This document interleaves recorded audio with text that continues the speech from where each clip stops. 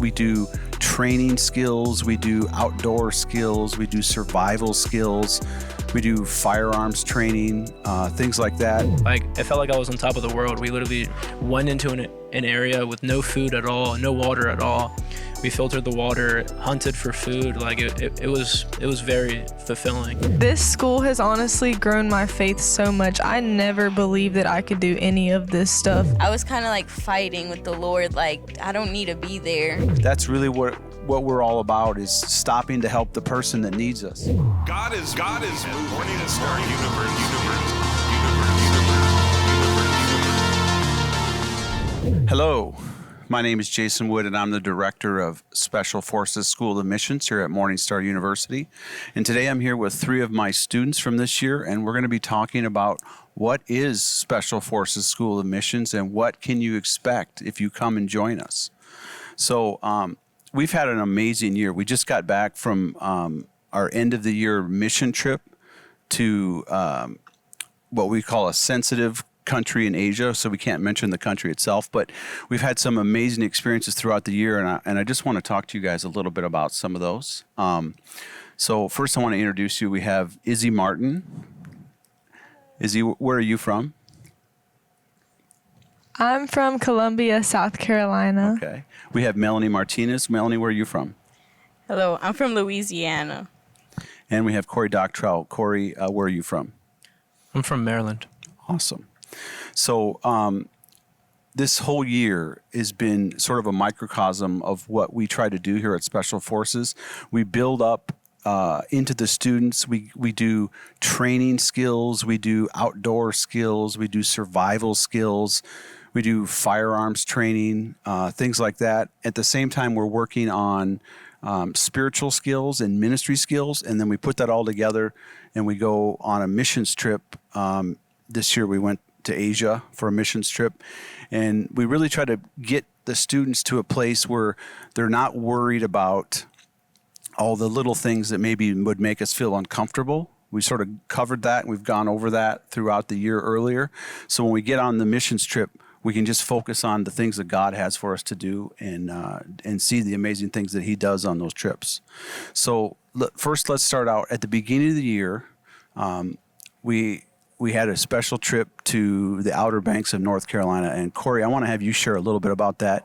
You were a big part. This is Corey's 3rd year in the program, and you were a big part in helping plan this year's trip to the Outer Banks. Why don't you share a little bit about that and what we did? Yeah, so for that trip, we had the idea that we were going to do a very physically intense and rigorous workout. We ended up doing a 12-hour consecutive workout in the beach in the Outer Banks, and it went all night and until the sunrise the next day.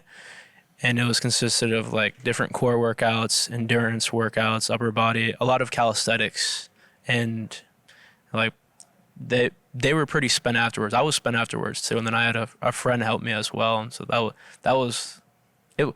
I had fun. I don't know if they had fun as much, but it was definitely fun, seeing them and also seeing the growth from where they were at the beginning of the year to where they are now. It's amazing to see that. So let me ask you, Melanie, was that fun? No. But are you glad that you went through it? Yes, it wasn't fun at the beginning, but afterwards it was like, wow, we did that. Yeah, it's quite an accomplishment to be able to do that. There's not many people that are willing to do that and can say they accomplished that. And one of the reasons we do stuff like that is when we look back, and if something comes up that seems a little hard or whatever, you can say, well, wait a minute, I already did something like an all-night workout on the beach. If I can get through that, I can get through whatever this new circumstance or problem is. So that's one of the reasons. How about you, Izzy? What were your thoughts on the Outer Banks trip? I definitely felt very accomplished after because of how hard it was. But like you were saying, once I got that done throughout the year, whenever hard things came up, I thought, well, I already did the whole workout for 12 hours. I can do anything. Yeah, right. And we got to see the Lord's strength through it too, because He helped us that night. Yeah. And one of the other amazing things is it was beautiful out there. Remember we saw the meteor shower we're out there on the beach and we're watching meteor showers come in. That was amazing. The sunrise over the ocean with the waves crashing in as you guys were finishing up, it was like just a couple more and we're done and we can go back and sleep. Like, that was an amazing thing. I remember that. I wasn't doing the workouts, but I was out there, and yeah, it was amazing to watch and amazing to see everyone accomplish that goal and meet that goal. So that was the beginning of the year. That's how we started. And then we began to enter into some of the other trainings and things that we were going to do. Now, this year was unique. Every year is a little unique, right? There's a different thing that happens. And one of the big things here, we're based in Fort Mill, South Carolina, right on the border with Charlotte, North Carolina, is we had Hurricane Helene happen right at the beginning of the school year. And because of that, we altered the program a little bit because we wanted to be a part of some of the relief efforts that were happening in Hurricane Helene, and because that's part of our DNA, that's who we are. We're someone that's going to be willing to step up whatever that challenge is.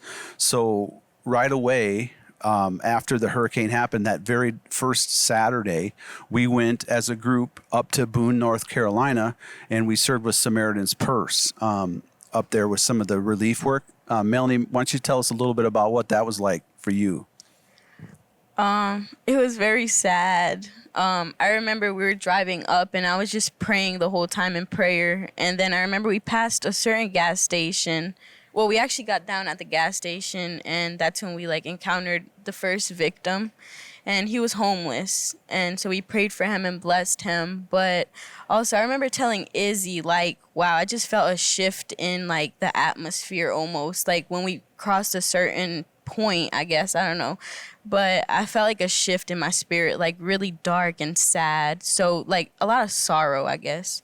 And so it was really heavy going there, but it was also a blessing, being able to help and just be the hands and feet of the Lord and serve those people. It was very humbling too. Those people just lost everything.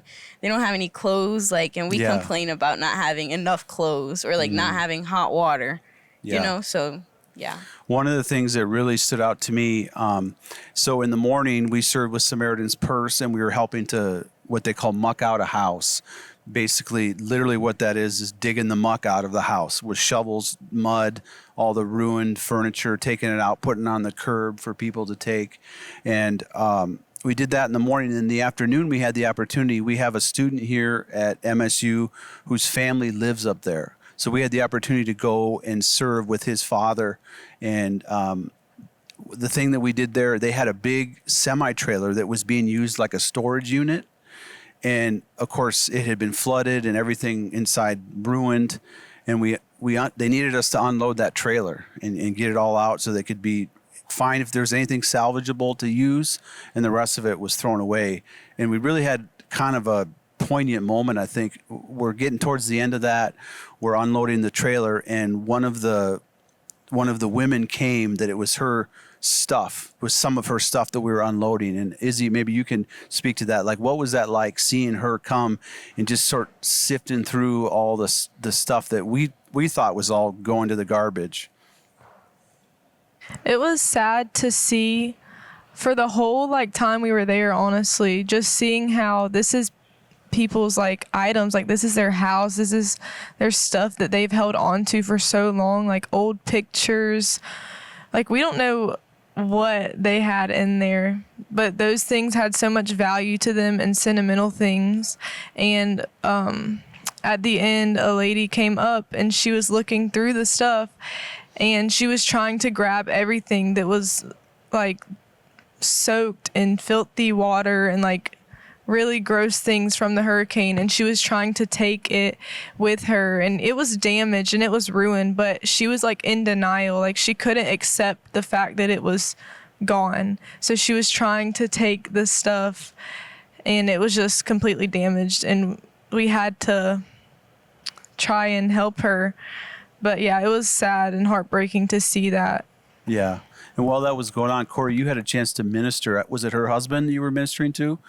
Or one of the other guys? Yeah? Yeah, there was somebody else there. I don't know if he was particularly related to the other woman, but he pulled me aside and we just started talking, and then this dude just gives out his entire life story to me, and I'm just sitting there listening, because like in some cases there's opportunities for us to be able to like sow or minister into people, or there's some chances, like cases where you just need to be like an open ear, and that's all that he needed was just somebody to listen to.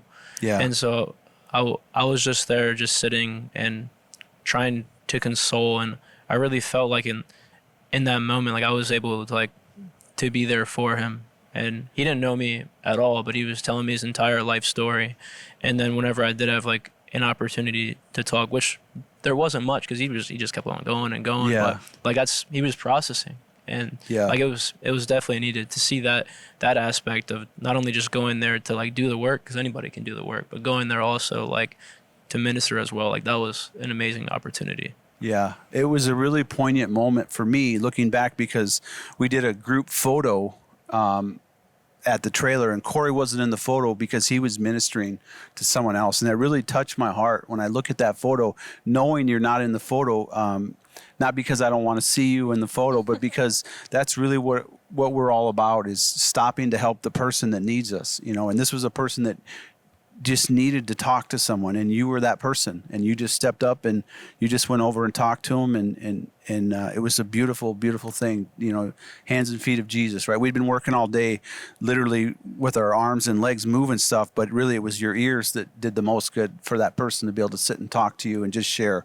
He just needed someone to share. His whole life had been turned upside down by that hurricane, and you were that person. So that was a powerful thing, and that's part of what we do too. Like when we go through the physical things like we did on the beach, it's so we're ready and we have all that stuff down. We can work all day, and then as soon as something comes up like that, like a person needs just to talk, that we don't have to worry about, oh, I'm so tired, I can't do it or whatever. Like we just go do it. We can just move and right into that next thing. So that was a really beautiful moment, and one of the highlights for me of that first trip. And then as we began to move on in the school year, we did some other things that were kind of cool things. I'm a certified firearms instructor, and we did some survival training, and we did some weapons training. So I wanted to ask you, Melanie, what was that like going through the gun training? Very fun. Was that something in your background before you came? MorningStar University is a star-crossed journey, a love story that brings you back to Jesus. It's like this place where people go, where God leads them to become who they're meant to be. It's like when you jump in the deep end of a pool, but if you also turn that into a really crazy rushing river with like a lot of rapids. MSU to me is a place of growth and discovery and knowing the Lord in a real and more deep way. It's a place where I can be my authentic self around real people that are actually fun and cool to be around. MSU is an army of end times laid down lovers. MSU is life-giving. A place of training and equipping and community, a place to grow in our giftings and grow in our friendships. I've never found friends and family like I have here before. MSU to me is community. We are a family.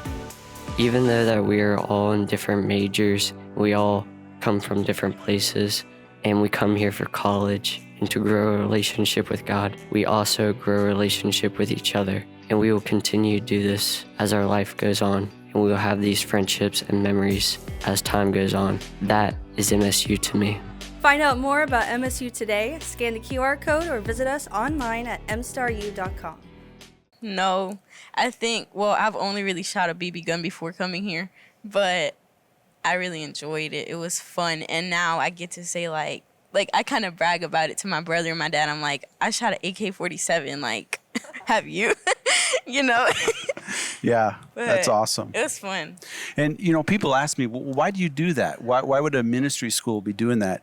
And there's two reasons. One, there's a survival aspect. We do teach a survival thing that we'll talk about this in a minute, but I expect the students to be able to go out and survive if they have to on their own. And that may involve using a weapon to hunt for food or whatever. And the second piece of that is, you know, the world is a really dangerous place right now. And as a person that might be in the mission field, you might end up going to somewhere that's in a war zone.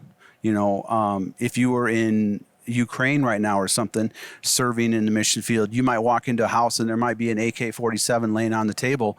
I want everyone to know how to safely unload that gun and put it away so it's not a danger to other people or other kids. So that's part of why we do that. There's a lot of safety training in that, and but just to get people have a comfort level, just to know that, you know, that they can do these kind of things if they need to, if the opportunity arises. And that kind of leads us into the next thing I want to talk about, which was the survival weekend. We have, this is one of my favorite things we do. We have what we call survival weekend, where we go down to the swamps of North Carolina and we go for a weekend. And we don't bring any food or any water, and we have to live off the land. We have to find our own food. We have to find our own water. And what was that like for you guys? So, Corey, I want to ask you, what was that like for you this year?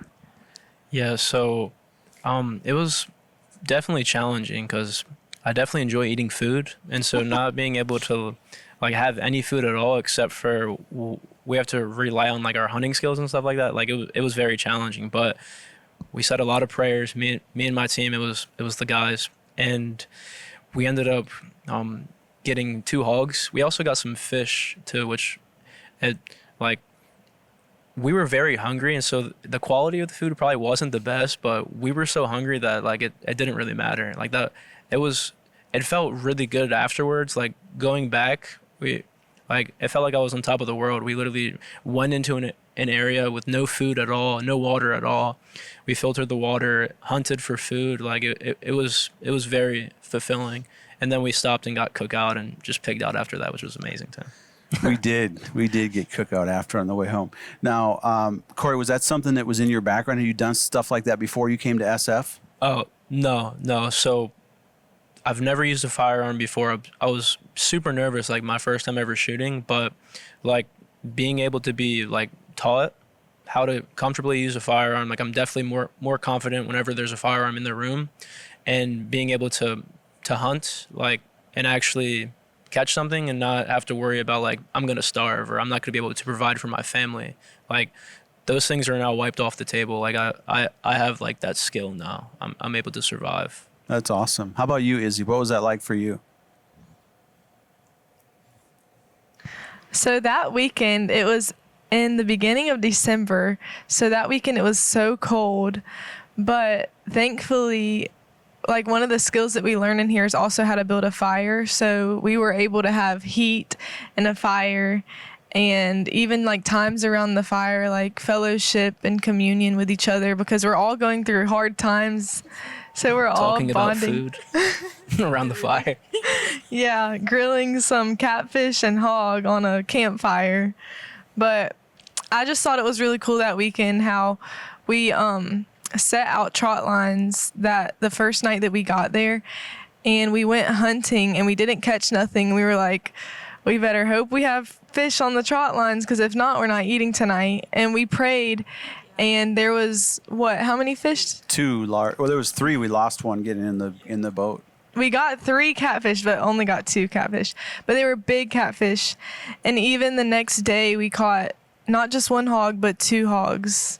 So the Lord like provided for us on that weekend trip. Yeah. And is that something that had been in your background before, stuff like that? No, I've never done any of that stuff. Yeah. So it helped me believe in myself more that I could do this. Do you guys feel like now that you did that you don't have to worry about that kind of stuff? Like it's not that big a deal? Definitely. Yeah, definitely. Yeah. That's awesome. Because that was the goal. That's why we do that. Just to sort of take all that stuff off the table. You know, the other thing too, the going without food is a lot of times American Christians, they may know the word fasting, but they've never done it. And I want you guys to know how your body's going to react if you're in a situation where you don't have any food for a day or two. Because when we go in the mission field, that may be the case. You may be fasting on purpose, or you may be fasting because there is nothing to eat. But either way, we don't want you to be surprised when you're in a third world country somewhere. Oh my gosh, how's my body going to react to not eating? I want you to have done that at least once, a little bit. So that was awesome. God is MorningStar University. God is moving at MorningStar University. We believe the wind of His Spirit is blowing and calling a new generation higher. This school is for the wild ones, the risk takers, the revivalists, the burning hearts who know there's more. More prayer, more power, more purpose, more of His voice, and more of His presence. If you're looking for your tribe, your people, your family, you just found it here at MSU. Here, you're not just a student, you're part of a family that's chasing after God together. We're here to help you go deeper in the supernatural, grow in the prophetic, discover your purpose, and be equipped for your calling. Whether you're called to missions, worship, or the marketplace, we'll help train you, empower you, and send you out with fire and direction. And if you hear the call to join us, we will be here to help you discover your purpose, give you the training you need, and support you all along the way. This isn't just a school, it's a family and it's a movement. Applications are open, the wind is blowing. Will you follow it? Visit mstaru.com for more information or to apply today.